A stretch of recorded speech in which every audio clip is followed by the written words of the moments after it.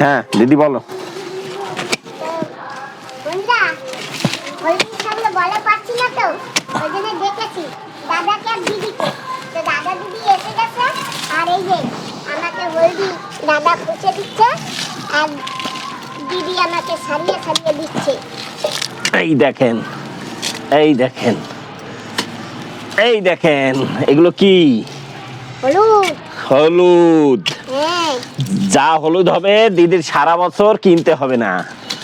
হ্যাঁ, আর আমি তো কিনে রেখেছি গ্রামের হলুদ, আমারও কিনতে হবে না। যাই হোক বন্ধুরা, তো এখন তো অন্ধকার হয়ে গেছে, সময় করে আসতে পারি না। আর যখন দিদির সময় হয় তখন আমার সময় হয় না। তো এরকম ভাবেই আসতে হবে দিদিকে হেল্প করতে। তো কি করা যাবে, সবাই তো সময় নিয়েই কিছু করে।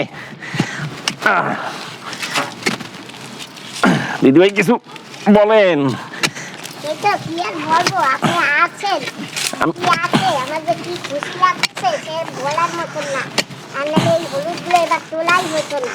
কেন হবে না, আজ না কাল, কাল না পরশু আসবো তো অবশ্যই। হ্যাঁ, সবার তো সুবিধা অসুবিধা থাকে। তো যাই হোক, অসুবিধা ছিল, আসতে পারিনি, এখন আসলাম। এখন এই যে তুলে দিয়ে যাচ্ছি। বললামও তো এখন আপনাকে। না এমনি তো বলা, হলুদের কথা এখন বলছেন। হ্যাঁ, বলার সঙ্গে সঙ্গেই তো চলে আসলো। সেই তো, তা চিন্তা করেন, বলার সঙ্গে সঙ্গে আমি চলে আসছি। হ্যাঁ, এই যে টাইম, এখন আমার গরু আনতে হবে, ওই রাস্তার ইলেকট্রিক লাইট জ্বালাতে হবে, তারপরে আমি বলছি না চলো। তা আমার বাড়ি এলাও কেমন দেখেন, বলার সঙ্গে সঙ্গে ও চলে আসছে। চলো, দিদি পারে না একা একা, তুলে দিয়েছি।